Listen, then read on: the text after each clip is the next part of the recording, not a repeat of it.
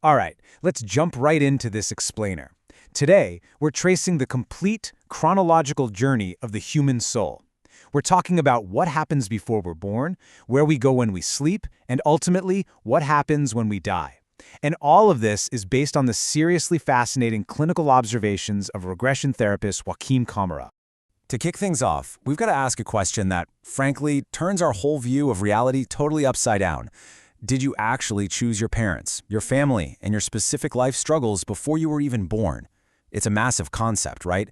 Like, when we're in the thick of a really tough time, the absolute last thing we want to hear is that we might have literally asked for it. But, well, the regression therapy data point's exactly there. According to Camara's findings, we are existing simultaneously in two places. Think of it like a movie theater. A part of you is in the spirit world right this second, acting as the projector, while your physical body is the screen down here on Earth. You're watching the movie play out, but your highest self, it's chilling up in the projection booth. You literally never leave home. To make sense of this massive cycle, we've got a quick roadmap. We're going to hit 5 key stops: the soul pact, the rehearsal of death, transit and healing, karma and return, and finally, the purpose of grief. Let's get right into it. Moving right along to part 1, the soul pact, designing your life on Earth. So our time here actually begins way before our first breath. During regression therapy, patients constantly talk about this pre-birth planning phase. They describe sitting in this sort of oval room with a really wise guide, kind of like an orchestra director, carefully mapping out their next life. Along with their soul family, they literally design the essential lessons they need to tackle during their upcoming physical incarnation. Now check out the massive divide here between our physical logic and our soul's logic. Our human brain is totally wired for survival, so it absolutely rejects suffering. It views pain as completely random. But the soul? It views physical life as this unbreakable simulation.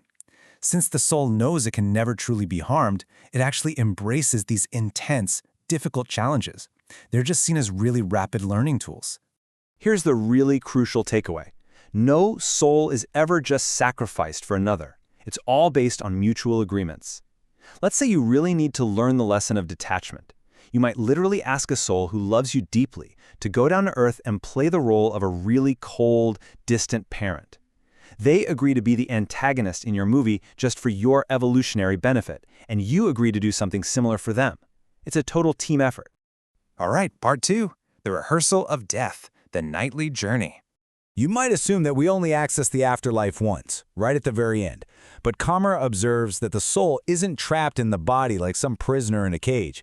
When we fall asleep, the soul just naturally disconnects. It travels right back to the exact same astral plane we're going to visit when we eventually pass away. So, in a very literal sense, going to sleep is the soul's nightly rehearsal for death. And this totally explains why our dreams are so incredibly important. We're not just resting our physical bodies, our souls are super active. While you sleep, you're reviewing your daily progress, you're grabbing advice from spiritual mentors, and, this is the best part, you're maintaining real relationships with loved ones who've passed on. If you've ever had one of those hyper-realistic dreams about someone who died, regression therapy suggests that wasn't just random brain activity, that was a legitimate meetup in the astral plane. Let's move to part 3, transit and healing, the process of dying. So what happens at the actual climax of the physical journey, like the exact moment the heart stops beating? According to the regression data, the soul pops out of the physical body and almost immediately tries to comfort its grieving loved ones. Because the soul suddenly feels incredibly alive and whole, it usually sticks around for a bit, frantically trying to send signals to the family that everything is okay before it moves on to the next phase. You can think of the astral plane as a spiritual decompression chamber. If someone passes away after a really long illness or some heavy trauma, they don't face some harsh cosmic judgment. Not at all. Instead, they're gently guided to these incredible centers of energetic restoration. The heavy emotions and physical pains of Earth are basically just washed away, so the soul can get back to its natural high vibrational state. I absolutely love this quote from a regression patient because it hits the nail right on the head. They said it's like leaving a theater play, still believing you are the character. Imagine acting a role so intensely that when the curtain finally drops, you still think it's real. The transit phase is where the soul slowly realizes the life they just lived was merely an act, and it's finally safe to take off that heavy human costume. On to part 4, Karma and return, this cycle continues. So, once the soul is fully healed, what's next? Do we just sit around forever? Definitely not. The spirit world isn't about floating on a cloud playing a harp. It's a highly active hub.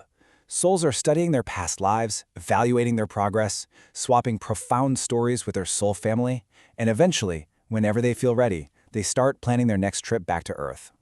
Now, as we plan that next life, we have to bring up karma. And actually, let's reframe this. There are no spiritual judges or cosmic punishments waiting to strike us down. Karma is simply the soul's own intense desire to achieve complete empathy. It's a totally self-imposed requirement to experience both sides of the coin. You just want to understand the whole picture. Let's look at how this plays out practically. Say a soul caused pain by scamming people in one life. When they review that life, they're going to deeply feel the pain they caused. Because of that, they'll voluntarily choose to be the victim of a scam in the next life. And they aren't doing this to punish themselves. It's purely for the sake of true hands-on learning. They just want to know what it felt like on the receiving end. Finally, Part 5, the purpose of grief, finding meaning in loss. We have to talk about the profound pain left behind for those of us still down here on the physical screen. Look, grief is incredibly painful for the physical mind, but Kumara notes that losing a loved one completely shatters our rigid earthly structures. It strips away all our labels. Suddenly, you aren't a mother or a husband in the exact way you used to be. This absolute demolition of the ego often acts as a massive catalyst. It forces a spiritual awakening and pushes us to look way beyond the physical world for answers. And as we're down here searching for those answers, our departed loved ones are actively reaching back. Regression therapy confirms they are constantly trying to remind us they're right here. They'll use really specific signs to cut through the fog of our grief. You might catch a sudden whiff of their perfume in an empty room, hear their favorite song play exactly when you were crying, or even feel the distinct physical sensation of being hugged. These absolutely aren't coincidences. They're calculated, loving messages. The absolute most comforting takeaway from all of this clinical observation is this. Our loved ones are completely safe. There is no endless void. There's no eternal separation. They are well. They're continuing their own beautiful evolutionary process. And the connection between your souls, it's totally unbreakable. I'm going to leave you with this final thought to chew on today. If this entire cycle is really how it works, if you are a powerful, immortal soul who meticulously planned out the very hardships you are facing right now just so you could evolve, how might that completely transform the way you navigate your darkest days? Thanks for exploring this explainer with me. Keep questioning, keep learning, and always keep looking for the bigger picture.